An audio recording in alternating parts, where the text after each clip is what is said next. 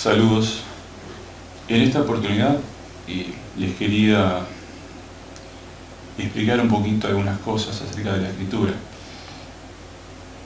La escritura tiene el nombre de la Biblia, de la Santa Biblia, de las Sagradas Escrituras o de la Escritura, como muchas veces se menciona.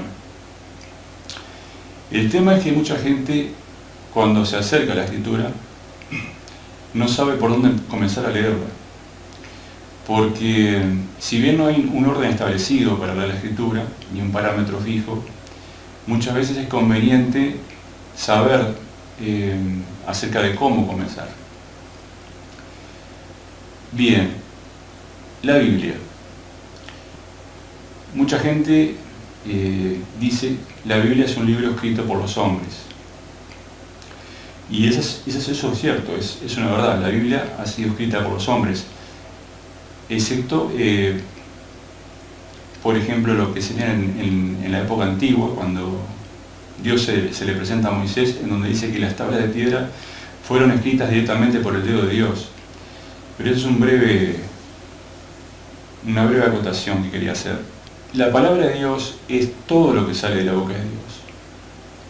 En la Escritura lo que encontramos es un parámetro para comparar lo que son las distintas creencias que de repente pueden surgir por parte de mucha gente.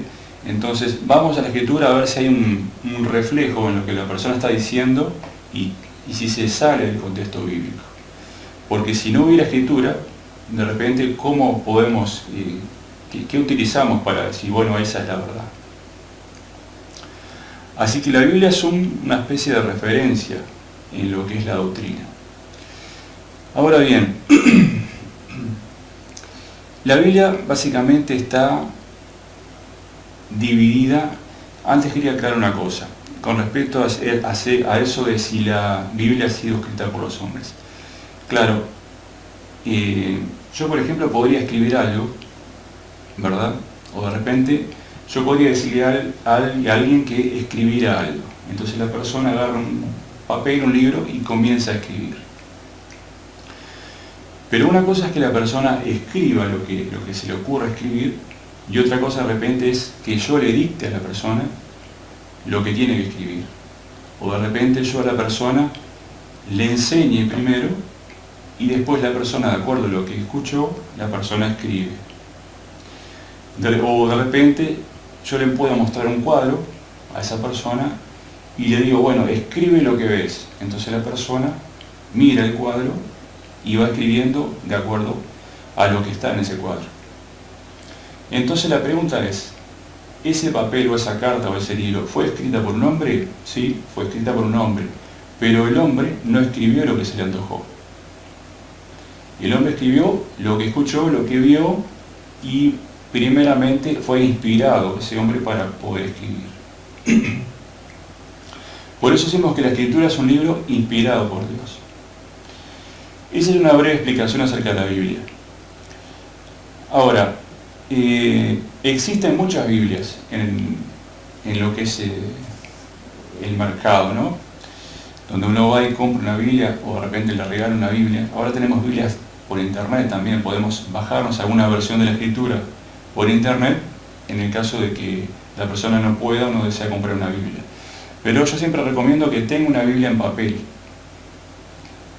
Es mi recomendación personal que le hago, pero cada cual es libre de leer donde elija, si es a través de papel o de repente de un escrito online. Básicamente la Biblia está separada por lo que se llama libros, por eso se llama Biblia, es un conjunto de libros. El creyente que se inicia en lo que es la lectura de la palabra tiene que entender básicamente que la Biblia está separada en dos partes, lo que se llama el Antiguo Pacto y el Nuevo Pacto. Es una forma de repente como para explicar a modo grueso cómo está escrita la Biblia.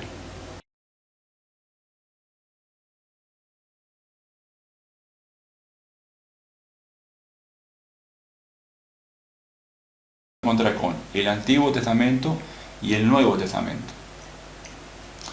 Yo la recomendación inicial que les doy a los que recién se inician la lectura de la Escritura es que comiencen a leer por el Nuevo Testamento. El Nuevo Testamento básicamente aparece casi por la mitad de la Biblia. Yo después voy a colocar algunas fotos como para que ustedes puedan ver un poco eso. El Nuevo Testamento comienza por lo que es la sección media de la Escritura, y entonces tenemos la Biblia en dos, el Antiguo Testamento y el Nuevo.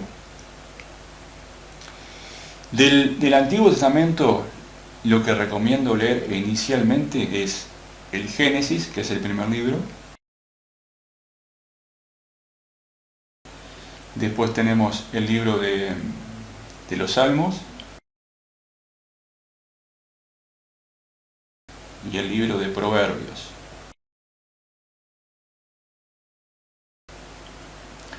Inicialmente yo recomendaría, con respecto al Viejo Testamento, que comenzara a leer esos libros. Pero también recomiendo, principalmente, que comience a leer a partir del Nuevo Testamento hacia adelante. Después nos encontramos con lo que es el libro de Apocalipsis, que el nombre en realidad sería el libro de las revelaciones, porque Apocalipsis significa retirar el velo o descubrir el velo, o sea, mostrar más allá de lo que está detrás del velo de repente. Esa es la explicación de la palabra Apocalipsis. El libro de Apocalipsis es un libro que contiene, si bien contiene partes literales, o sea, que deben ser entendidas como está escrito, hay partes que son simbólicas. Entonces el libro del Apocalipsis es un libro complejo de entender, porque se tiene que hacer estrictamente bajo la guía del Espíritu de Dios, si no la gente entiende cualquier cosa. Es un libro que ha sido tratado de mucha gente de decodificarlo a través del tiempo, y acerca del libro del Apocalipsis hay muchas versiones de la interpretación del libro del Apocalipsis. Pero el tema es cuando ya se entra dentro de lo que es una interpretación disparatada. Porque cuando a la gente le viene a la mente Apocalipsis, la gente lo que se imagina son terremotos, tsunamis, catástrofes, de repente meteoritos que caen de todas partes. Entonces la gente asocia Apocalipsis a eventos catastróficos. ¿Por qué? Bueno, porque la industria cinematográfica se ha encargado de plasmar eso en la mente de la gente. Actualmente hay muchos creyentes que creen de que efectivamente el Apocalipsis se va de esa forma, que van a ocurrir desastres a magnitudes apocalípticas. Y lamentablemente hay muchos falsos profetas que están anunciando todo ese tipo de cosas. La mayoría de estos falsos profetas hablan de lo mismo. Parece que se copiaron las palabras de uno del otro. Y muchos actualmente están esperando que caigan meteoritos y todo ese tipo de cosas que desde ya les digo, tengan mucho cuidado con lo que escuchan. Bien, para no desviar un poquito del tema, recomiendo para el creyente que recién se inicia en comenzar a leer el libro del Nuevo Testamento. Y el libro del Apocalipsis dejarlo quizás para un poquito más adelante. Cuando iniciamos el Nuevo Testamento, la lectura en el Nuevo Testamento, nos encontramos con los Evangelios. Los Evangelios son 4.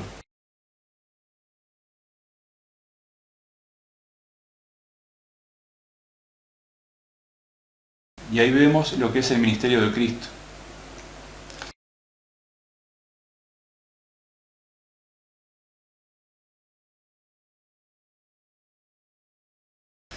En donde vemos cómo comienza la iglesia. Después tenemos las epístolas,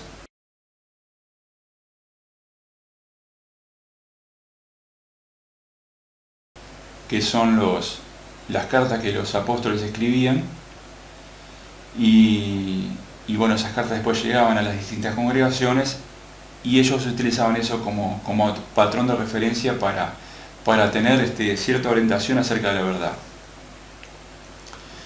Recuerde que yo le dije en el video anterior, o uno de los videos anteriores, que esos escritos fueron hechos hace mucho tiempo. Entonces, Y también quiero acotar que fueron escritos en hebreo, en griego, y no sé si hay alguno escrito en hebreo, tendría que chequear eso. Entonces, ¿qué sucede? Cuando se hace la traducción de un idioma a otro, de repente no se puede hacer una traducción de palabra a palabra. Entonces muchas veces el autor lo que hace es de repente toma lo que sería una traducción acerca del contexto del versículo y después plasma eso en la traducción. Y ese es uno de los problemas que los traductores de la Biblia se han encontrado, que de repente no hay palabras, o de repente hay palabras que en el idioma original no se pueden utilizar porque no hay una diferencia entre los idiomas. Entonces muchas veces es un problema con lo que los autores con lo que los traductores se encontraban a la hora de traducir la Biblia.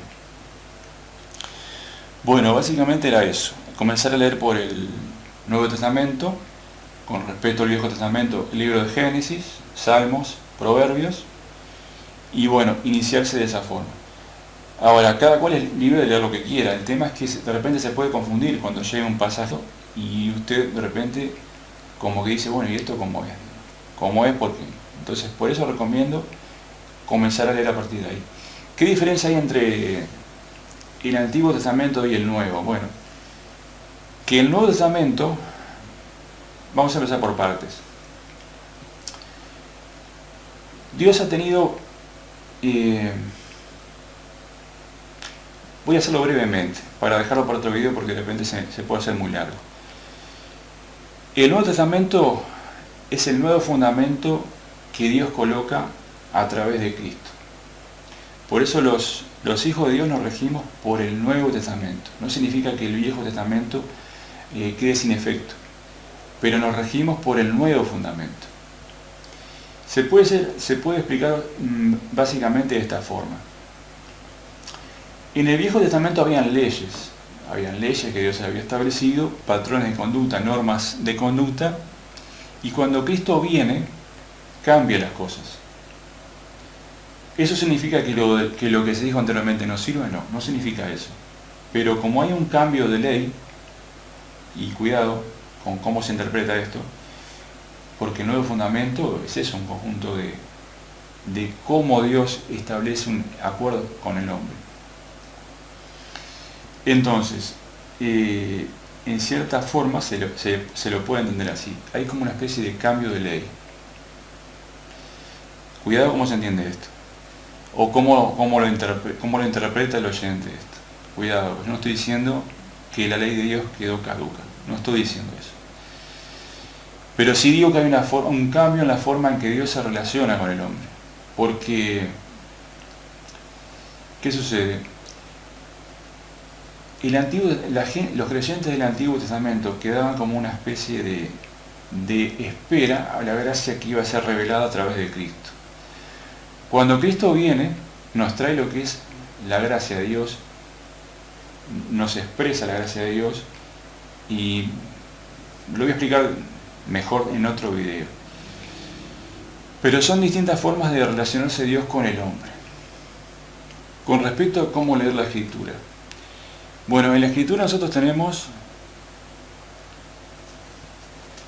lo que se llaman los libros de la Biblia, y de repente cuando por ejemplo alguien dice capítulo, por ejemplo, dice Mateo capítulo 5 versículo 8. Entonces, usted busca lo que es el nombre del libro primero,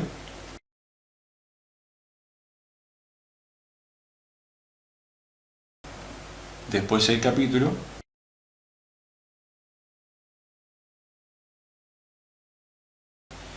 y después el versículo.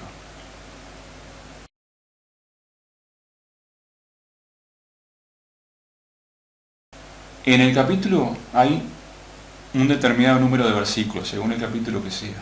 Entonces, cuando se dice Mateo 5, capítulo 5, versículo 8, entonces usted va al libro de Mateo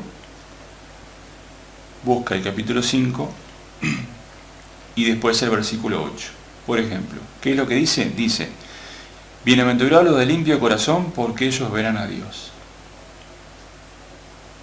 Eso es lo que dice Mateo capítulo 5, versículo 8. Y así durante toda la escritura. El nombre del libro, capítulo y versículo.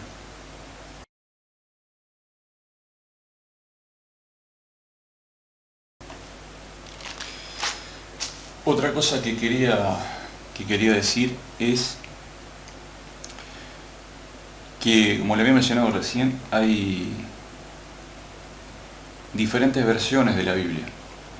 Hay versiones que han sido manipuladas al punto de cambiar lo que es el contexto bíblico. Porque, ¿qué sucede? Muchas veces hay personas que leen la Escritura y les choca lo que están leyendo, pero ¿qué sucede? Ellos como que rechazan lo que está escrito, no lo pueden creer. Entonces, ¿qué es lo que muchas veces la gente hace? Cambiar la escritura. Entonces, cuando nosotros cambiamos de repente un versículo de la Biblia, cambiamos todo el contexto de lo que es el entendimiento de la escritura. Por ejemplo, la versión de la Biblia que yo utilizo es la Reina Valera 1960. Es una versión muy conocida.